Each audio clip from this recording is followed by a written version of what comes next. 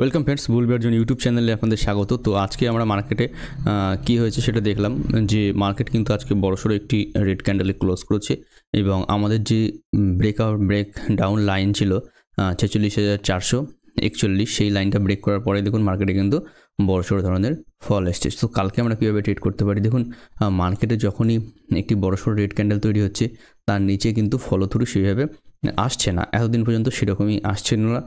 যেমন এখানে বড় রেড ক্যান্ডেল তৈরি হচ্ছে, তারপরে মার্কেট পুল ব্যাক করে উপরে চলে গেছে। এরকম বড় রেড ক্যান্ডেল তৈরি হচ্ছে, তারপর মার্কেট কিন্তু পুল ব্যাক করে উপরে চলে গেছে। এরকম বড় রেড ক্যান্ডেল তৈরি হচ্ছে, তারপরে দেখুন মার্কেট এখান থেকে পুল ব্যাক করে উপরে চলে গেছে। সো বড় ফলো থ্রু কখন পাবো?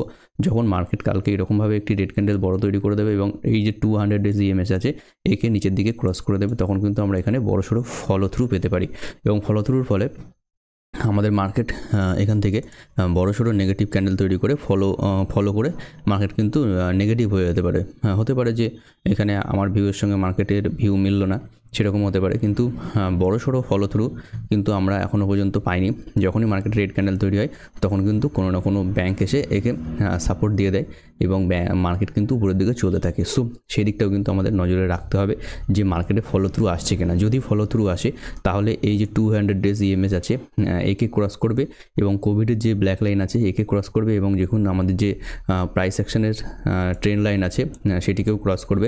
সুতরাং এখানে একটি গোল্ডেন ক্রস ওভার হয়ে যাবে এবং গোল্ডেন ক্রস হয়ে গেলে মার্কেটে কিন্তু আমরা ফলো থ্রু রেড ক্যান্ডেল পেতে পারি। So follow through red candle পেলে মার্কেট অনেকটা নরম হয়ে যাবে বা ক্র্যাশের মতো, ক্র্যাশ না হলেও কারেকশনের মতো পজিশনে কিন্তু মার্কেট চলে আসবে। সুতরাং সেসব এরিয়াতে আমরা কিন্তু এখানে 43,000-এর কাছাকাছি সাপোর্ট এরিয়া বা পেতে পারি এবং 42,800 আমাদের কিন্তু একটি পুরাতন সাপোর্ট এরিয়া রয়েছে। সো সেই এরিয়ার কাছাকাছিও কিন্তু মার্কেট এখানে আসতে পারে। সো 42,800 আমাদের নেক্সট যে সাপোর্ট এরিয়া। সো দেখুন এইসব এরিয়াতে 42,000 এক্স্যাক্টলি এই এরিয়াটা 42,800 এরিয়া। সো এক্স্যাক্টলি এই এরিয়াটা কিন্তু এখানে আমরা একটা সাপোর্টের এরিয়া পেতে পারি। সো সেই অনুযায়ী কিন্তু এখান থেকেও দেখুন মার্কেটে এখানে একটা সাপোর্ট এরিয়া তৈরি করেছিল এবং নিচের দিকে আসলে এই একটা সাপোর্ট এরিয়া রয়েছে। সো 41,700 সেরকম এরিয়ার কাছেও মার্কেট কিন্তু আসতে পারে। সো বড় ক্র্যাশের পরে অনেক সময় আমরা ভেবে নিই যে মার্কেট কিন্তু এরপরে রেড ক্যান্ডেল তৈরি করতে থাকবে, কিন্তু এর ঠিক পরেই যখন আমরা সবাই মিলে বিয়ারিশ হয়ে যাই ঠিক তারপরেই কিন্তু মার্কেটে বুলিশ ক্যান্ডেল তৈরি হয় এবং বুলিশ ক্যান্ডেল যখনই তৈরি হয় মার্কেট কিন্তু আমাদের এক্সপেকটেশনকে রিভার্স করে দিয়ে মার্কেট উপরের দিকে চলে যায়। সো দেখা যাক মার্কেট কালকে কী হতে পারে। কালকে এক্সপায়ারি রয়েছে 29 মার্চ নিফটি ব্যাঙ্ক নিফটি দুটোরই। সো আমাদের একটু দেখে নিতে হবে। সো 15 মিনিট চার্টে আমরা চলে আসি যে আজকে মার্কেট কীভাবে কাজকর্ম করেছে। দেখুন 15 মিনিট চার্টে ফার্স্টলি এখানে একটি ডোজি তৈরি করেছে ওপেন হওয়ার সঙ্গে সঙ্গে, তারপরে মার্কেট ফার্স্টে নিচে এসছে, উপরে গেছে, আবার ঘুরে নিচে এসছে। সো এখানে কিন্তু অনেকের হিট হয়ে গেছে, স্টপ লস হিট হয়ে গেছে। সো মার্কেটে যারা পুরনো প্লেয়ার আছে তারা কিন্তু এইসব এরিয়াতেই বড় স্টপ লস হিট করিয়ে নিয়েছে এবং মার্কেট নিচের দিকে কিন্তু আসতে পারেনি, কিন্তু লাস্টে শেষের দিকে এখান থেকে কিন্তু ফলো থ্রু পাওয়া গেছে 15 মিনিট ক্যান্ডেলে। সো 15 মিনিট চার্টে যদি দেখা যায় তাহলে এখান থেকে এইভাবে উপরের দিকে গেছে এবং এখান থেকে কিন্তু 15 মিনিট চার্টে ফলো থ্রু পেয়েছি এবং ব্রেকডাউন এরিয়া এক্স্যাক্টলি 46,600 বা 46,500 এরিয়া। সো এখান থেকে কিন্তু ব্রেকডাউন এরিয়া 46,600 46,500। সো টাইমিং হলো 10:45। তো টাইমিং 10:45 এবং 10:45-এর পরে এখানে কনসলিডেশনটা 1 আওয়ার, তারপরে আবার ব্রেকডাউন, তারপরে উপরে আবার কিন্তু এখানে কনসলিডেশন অলমোস্ট 1 আওয়ার, তারপরে আবার এখান থেকে ব্রেকডাউন।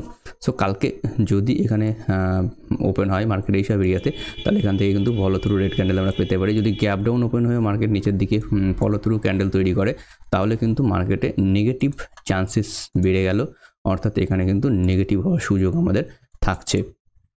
সো আমরা যদি উইকলি চার্টে ক্যান্ডেলে দেখে নিই তাহলে দেখুন উইকলি ক্যান্ডেল এখানে লো হয়ে গেছে এবং নেক্সট সাপোর্ট আসছে 45,600। সুতরাং এখান থেকে কিন্তু 300 থেকে 400 পয়েন্টের পরে কিন্তু সাপোর্ট এরিয়া। তারপরে অনেকের এখান থেকে যে ট্রেন্ড লাইন থাকবে সেই ট্রেন্ড লাইন বা চ্যানেল করা থাকবে বা ট্রেন্ড লাইন করা থাকবে সেই সব এরিয়ার কাছাকাছি কিন্তু মার্কেট চলে এসছে। সো এখানে যে আমি দেখাই একটুখানি চার্টটাকে ঠিকঠাক করে নিচ্ছি। দেখুন এইখান থেকে যদি একটি চ্যানেল তৈরি করি তাহলে মার্কেটের এটা হলো চ্যানেল এবং নিচের দিকে চ্যানেলের এখানে কিন্তু কালকে ব্রেকডাউন হয়ে যাওয়ার সম্ভাবনা। যদি মার্কেট নিচের দিকে ব্রেক করে তাহলে কিন্তু চ্যানেল ব্রেক হয়ে যাবে, অনেকের স্টপ লস হিট হয়ে যাবে, মার্কেট কিন্তু আরও নিচে যাওয়ার সম্ভাবনা রয়েছে। এবং এইখানে এক্স্যাক্টলি অনেকের স্টপ লস ছিল এবং সেটি হিট হওয়ার পরে মার্কেট নিচের দিকে এসছে। সো এটি কিন্তু একটি গুরুত্বপূর্ণ জায়গায়, ক্রুশিয়াল জায়গায় রয়েছে। সো এখান থেকে মার্কেটের কিন্তু ডিটারমিনেশন হতে পারে যে আগামী কয়েকদিন মার্কেটে কীরকম হতে পারে। সো এখানে আপনারা পজিশনাল ট্রেড নিয়ে কিন্তু এখানে ট্রেড করতে পারেন। আজকে দেখুন 50 EMA থেকে কিন্তু মার্কেট ব্যাক করেছে। 50 EMA যেটা আছে সে থেকে কিন্তু রেজিস্ট্যান্স হিসেবে মার্কেট মার্ক করছে, সুতরাং সাপোর্ট নিতে পারে 200 EMA এর কাছাকাছি। আর না হলে মার্কেটে যেটা আমাদের উইকলিতে সাপোর্ট রয়েছে 45,300 কাছাকাছি, সুতরাং সেই এরিয়ার জন্য মার্কেট কিন্তু আসতে পারে। সো আমরা দেখে নিই আমাদের নিফটি কীভাবে কাজ করেছে আজকে। সো এক্স্যাক্টলি নিফটিও সেরকমইভাবেই কাজ করেছে এবং নিফটির ক্ষেত্রেও আমাদের যে চ্যানেল ছিল বা যারা চ্যানেলের মাধ্যমে ট্রেড করেন তাদের ক্ষেত্রেও সাপোর্ট এরিয়া আসছে এবং উপরের দিকে চ্যানেল এটা ছিল এবং এখান থেকে যে আমাদের রেজিস্ট্যান্স এরিয়া। সো নিফটি যদি কালকে গ্যাপ ডাউন ওপেন হয়ে নিচের দিকে ফলো থ্রু করে তাহলে কিন্তু বড়সড় নিফটির ক্ষেত্রেও নিচের দিকে টার্গেট আসছে এবং যদি না আসে তাহলে 50 EMA এখানে আছে। সো 50 EMA এর কাছে কিন্তু সাপোর্ট নিয়ে মার্কেট উপরের দিকে চলে যেতে পারে। সো সেই অনুযায়ী কিন্তু আমাদের এখানে নজর রাখতে হবে যে 50 EMA এর কাছে কীভাবে রিঅ্যাক্ট করছে। আজকে যেমন 50 EMA-তে ব্যাঙ্ক নিফটি রিঅ্যাক্ট করেছে, নিচের দিকে চলে এসছে। সো কালকে আমরা দেখে নেবো যে নিফটি কীভাবে কাল বা পরশুতে 50 EMA এর কাছাকাছি আমাদের কাজকর্ম করছে। সো আমরা যদি দেখে নিই এখানে ডলার ইন্ডেক্স আজকে উপরের দিকে মুভ করেছে, ডলার 104-এর কাছাকাছি যাচ্ছে। সো 104-এর ক্রস করলে 106-এর কাছাকাছি আসলে কিন্তু ডলারে বড়সড় ধরনের বাইং হবে এবং আমাদের ইন্ডেক্সে কিন্তু বড়সড় ধরনের পতন হতে পারে। সো ইউএসডি আইএনআর আজকে উপর দিক থেকে হ্যামার তৈরি করেছে, সুতরাং ইউএসডি আইএনআরের কিন্তু এখানে অনেকটা কুল আপ হয়েছে এবং আমাদের মার্কেটের জন্য যথেষ্ট ভালো ইউএসডি আইএনআর যেটা হয়েছে। সো ইউএসডি আইএনআর দেখে এখানে বোঝা যাচ্ছে যে মার্কেটে কিন্তু বড়সড় পতনের কোনো সম্ভাবনা ইউএসডি আইএনআর দেখে আপাতত নেই মনে হচ্ছে। সো আমরা বড় বড় ব্যাঙ্কগুলো দেখে নিই কীভাবে কাজকর্ম করেছে। সো ভিক্সের চার্ট খুলে গেছে এখানে। তো বড় বড় ব্যাঙ্কের চার্ট আমি এখানে খুলে নিচ্ছি। এইচডিএফসি ব্যাঙ্ক ফার্স্টে। তো এইচডিএফসি ব্যাঙ্ক আমরা খুলে নিলাম এবং দেখুন এইচডিএফসি ব্যাঙ্কের ক্ষেত্রে দুটো গ্রিন ক্যান্ডেল তৈরি হওয়ার পরে আজকে কিন্তু একটি রেড ক্যান্ডেল তৈরি হয়েছে এবং এই দুটো ক্যান্ডেলকে কিন্তু এনগালফিং করে নিয়েছে। সো এইচডিএফসি ব্যাঙ্কের ক্ষেত্রে কিন্তু নেগেটিভ, যদিও এইচডিএফসি ব্যাঙ্ক এখানে সাপোর্ট এরিয়ার কাছাকাছি কাজকর্ম করছে। সো সাপোর্ট এরিয়ার কাছাকাছি কাজকর্ম করলেও এইচডিএফসি ব্যাঙ্ক কিন্তু নেগেটিভ ক্যান্ডেল তৈরি করেছে। সুতরাং এইচডিএফসি ব্যাঙ্কের ক্ষেত্রেও আমরা কিন্তু এখানে একটি রেড ক্যান্ডেল এক্সপেক্ট করতে পারি, তারপরে কিন্তু এইচডিএফসি ব্যাঙ্কে বাইং হতে পারে। সো সেক্ষেত্রে আমাদের মার্কেটও রিভার্স করতে পারে। ICICI bank fully engulfing candle তৈরি করেছে। সো এর নিচে সাপোর্ট এরিয়ার কাছাকাছি রয়েছে 1037। সো 1037-এর নিচে যদি আইসিআইসিআই ব্যাঙ্ক চলে যায় তাহলে কিন্তু এর নিচে রেড ক্যান্ডেল তৈরি করে আইসিআইসিআই ব্যাঙ্ক নিচে আসতে পারে। সো এই যে 1037 এর নিচে যদি মার্কেট চলে যায় তাহলে কিন্তু এখান থেকে রেড ক্যান্ডেল তৈরি করতে পারে এবং 50 EMA কাছাকাছি রয়েছে, সেখান থেকে কিন্তু মার্কেট আপসাইড করতে পারে। আর 50 EMA যদি ব্রেক করে দেয় তাহলে কিন্তু মার্কেট নিচে আসতে পারে। তবে ফলো থ্রু হিসাবে আমাদের ব্যাঙ্ক নিফটি বা নিফটিও কিন্তু এখান থেকে নিচে আসতে পারে। যেহেতু বেশিরভাগ শেয়ার বা স্টপ লস হয়ে গেছে সবার, সেহেতু মার্কেট কিন্তু এখান থেকে বড়সড় নিচে আসার সম্ভাবনা বেশি রয়েছে।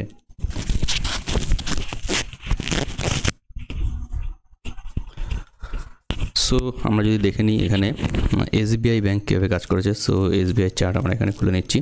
সো এসবিআই দেখুন আজকে উপরের দিকে গেছে যথেষ্ট এবং উপর দিক থেকে নিচের দিকে সিলিং হয়েছে এসবিআইয়ের ক্ষেত্রে। সো এসবিআইয়ের সাপোর্ট রয়েছে 726-এর কাছাকাছি। সো এসবিআই কিন্তু 726-এর সাপোর্ট এরিয়ার কাছাকাছি আসার জন্য ট্রাই করতে পারে, সেখান থেকে সাপোর্ট নিয়ে উপরে যেতে পারে। অ্যাক্সিস ব্যাঙ্কের ডোজি তৈরি হয়েছে এবং এটি কিন্তু একটি খারাপ মার্কেটে ডোজি তৈরি হওয়া মানে কিন্তু অ্যাক্সিস ব্যাঙ্ক যথেষ্ট ভালো পজিশনে রয়েছে বলে মনে হচ্ছে। কোটাক ব্যাঙ্ক এখান থেকে খারাপ করেছে। কোটাক ব্যাঙ্কের ক্ষেত্রে আজকে একটি ফুললি বিয়ারিশ ক্যান্ডেল তৈরি হয়েছে, মারুবুজু ক্যান্ডেল তৈরি হয়েছে। সুতরাং সেখান থেকে কিন্তু কোটাক ব্যাঙ্ক নেগেটিভ হিসাবে আমরা ধরে নিচ্ছি। পাঞ্জাব ন্যাশনাল ব্যাঙ্ক বিয়ারিশ চ্যানেলে চলে এসছে এবং আগের সাপোর্ট লেভেল যেহেতু পাঞ্জাব ন্যাশনাল ব্যাঙ্ক এখানে কেটে দিয়েছে, সো নেক্সট সাপোর্ট এরিয়া হবে এইটা। সুতরাং এর কাছাকাছি পাঞ্জাব ব্যাঙ্ক এসে তবেই সাপোর্ট নিতে পারে। আর একে ক্রস করলে নেক্সট সাপোর্ট এরিয়া কিন্তু 50 EMA। সো এখানে থেকে এসে পাঞ্জাব ব্যাঙ্ক সাপোর্ট নিতে পারে। সুতরাং মার্কেট যদি এখানে পাঞ্জাব ব্যাঙ্কের এখানে এসে মার্কেট যদি ছোটো ছোটো ক্যান্ডেল তৈরি করে তাহলে কিন্তু এইসব ব্যাঙ্কগুলো ভালোভাবে কাজকর্ম করতে পারে। সুতরাং এইসব ব্যাঙ্কের উপর নজর রাখবেন যে এইসব এরিয়াতে সাপোর্ট এরিয়া হিসাবে কাজ করছে কি না। So Nifty PSU banking index কিন্তু তার যে সাপোর্ট এরিয়া ছিল তার নিচে কিন্তু আজকে ক্লোজ করে দিয়েছে। সুতরাং নেক্সট সাপোর্ট এরিয়া কিন্তু হয়ে যাচ্ছে 6017 এরিয়া। এবং স্মল ক্যাপ ইন্ডেক্স যথেষ্ট স্মল ভাবে কাজ করেছে এবং নেক্সট সাপোর্ট এরিয়া হলো 15,630-এর কাছাকাছি। সুতরাং স্মল ক্যাপে যদি এই এরিয়াটা 15,600 যদি ডিপেন্ড করতে পারে তাহলে উপরের সাইড আছে, আর যদি না ডিপেন্ড করতে পারে তাহলে কিন্তু নেক্সট স্লাইড কিন্তু নিচে হয়ে যাবে, যেহেতু এখান থেকে একটি চ্যানেল বা ট্রেন্ড লাইন যাচ্ছে এবং এখান থেকে স্টপ লস হয়ে যেতে পারে। সুতরাং স্মল ক্যাপে কিন্তু বড়সড় সেলিং আসতে পারে এবং দেখুন এখানে কিন্তু 50 EM যেটা রয়েছে সেই 50 EM এর কাছাকাছি চলে এসেছে। সুতরাং 50 EM এর নিচে যদি চলে যায় তাহলে কিন্তু স্মল ক্যাপের ক্ষেত্রেও আমরা বড়সড় স্টপ লস হিট বা নিচের দিকে যেতে দেখতে পারি। So mid cap exactly small ক্যাপের মতোই কাজকর্ম করছে এবং দেখুন এখান থেকে যদি ট্রেন্ড লাইন হয় তাহলে সেই সাপোর্ট এরিয়ার কাছাকাছি রয়েছে, যদিও এখন নিচের দিকে আসেনি এবং সাপোর্ট এরিয়ার কাছাকাছি রয়েছে। বারবার করে সেটাই প্রমাণিত হচ্ছে যে যখনই মার্কেট নিচে আসছে উপরের দিকে চলে যাচ্ছে, আবার মার্কেট নিচে আসছে উপরের দিকে চলে যাচ্ছে, আবার নিচে আসছে উপরে চলে যাচ্ছে। সো এখানে নিচে এসছে আবার উপরে গেলে মার্কেট ভালো গুড বাই অন ডিপস আছে। আর মার্কেট যদি এবার না যেতে পারে এবং ফলো থ্রু দিয়ে দেয় তাহলে কিন্তু এখানে স্টপ লস হিট হয়ে যেতে পারে এবং বড়সড় মিড ক্যাপ ইন্ডেক্স তৈরি হতে পারে। সুতরাং মিড ক্যাপ ইন্ডেক্সের ক্ষেত্রেও আমরা ফলো থ্রু এখানে দেখতে পারি। আর যদি না হয় তাহলে এরকমভাবে যেরকম যাচ্ছে এরকম কিন্তু আপসাইডও আমরা দেখতে পারি। দুরকম জন্যই কিন্তু আমাদের এখানে তৈরি হতে হবে এবং এখানে যদি ফলো থ্রু না আসে তাহলে কিন্তু বড়সড় ক্যান্ডেল তৈরি হতে পারে। অটো ইন্ডেক্স যে রেজিস্ট্যান্স সাপোর্ট এরিয়া ছিল তার নিচে চলে এসেছে এবং নেক্সট সাপোর্ট এরিয়া অটো ইন্ডেক্সের ক্ষেত্রে 20,212। সুতরাং 20,212-এর কাছাকাছি কিন্তু অটো ইন্ডেক্স এসে সাপোর্ট নিতে পারে, না হলে নেক্সট সাপোর্ট আছে 19,936। So infra index exactly trend লাইনের কাছাকাছি আছে। কালকে গ্যাপ ডাউন খুললে নেক্সট সাপোর্ট এরিয়া হয়ে যাবে 7,861-এর কাছাকাছি। এর কাছাকাছি থেকে সাপোর্ট নিতে পারে, বাইরের উপর থেকে কিন্তু সাপোর্ট নিয়ে উপর দিকে চলে যেতে পারে। আইটি ইন্ডেক্স নেগেটিভ আছে, মেটাল ইন্ডেক্সে বড়সড় পতন হয়েছে এবং মেটাল কিন্তু যে 50 EM আছে তার নিচে কিন্তু ডেইলিতে ক্লোজ দিয়ে দিয়েছে। সুতরাং মেটালের ক্ষেত্রে কিন্তু নেক্সট সাপোর্ট এরিয়া হয়ে যাচ্ছে আপনার 7,687, আর না হলে আপনার এখানে 7,500-এর কাছাকাছি। সো মেটালের ক্ষেত্রে কিন্তু বড়সড় নেগেটিভ ক্যান্ডেল রয়েছে। রিয়ালিটি সেক্টর যেটা বরাবর উপরের দিকে যাচ্ছে অনেকটা করে, সুতরাং রিয়ালিটি সেক্টর একটি সাপোর্ট এরিয়ার কাছাকাছি আছে এবং সাপোর্ট এরিয়াটি হলো 887 লেভেল। সো একদম কাছাকাছি আছে, 10-15 পয়েন্ট কাছে সাপোর্ট আছে। দেখা যাক এখান থেকে সাপোর্ট নিতে পারে কিনা। ফিনান্সিয়াল সার্ভিস ব্যাংকের মতোই একভাবে কাজ করছে, কিন্তু এখানে কিন্তু 50 EM ক্রস করতে পারেনি এবং এর মধ্যে রয়েছে। সুতরাং নেক্সট 200 ডেজ EM এর কাছাকাছি কিন্তু এর সাপোর্ট নিতে পারে, না হলে নিচে চলে যেতে পারে। Energy sector next support area রয়েছে 38,107, এর কাছাকাছি কিন্তু এনার্জি সেক্টরে সাপোর্ট নিতে পারে। ফার্মা সেক্টর যথেষ্ট স্ট্রং পজিশনে রয়েছে। ফার্মা সেক্টরের নেক্সট সাপোর্ট এরিয়ার কাছাকাছি কাজকর্ম করছে 18,709, এর কাছাকাছি কিন্তু ফার্মা সেক্টরে কাজকর্ম হতে পারে। এফএমসিজিতে সেলিং রয়েছে, যদিও এফএমসিজি যথেষ্ট পরিমাণে নিচের দিকে রয়েছে। সো এফএমসিজি সেক্টরে কিন্তু এখান থেকে বাইং আসতে পারে এবং যে সাপোর্ট এরিয়া রয়েছে সেটা 200 ডেজ EM এর আগেই রয়েছে, যেহেতু এখানে একটি জাংশন তৈরি করে মার্কেট উপরে গেছিলো। সো এই এরিয়াটা সাপোর্ট এরিয়া হিসাবে কাজকর্ম করতে পারে। সো এখান থেকে দেখুন এই এরিয়াটা সাপোর্টের জন্য হিসাবে ফার্স্ট ট্রেন্ড লাইন হিসাবে কাজ করতে পারে।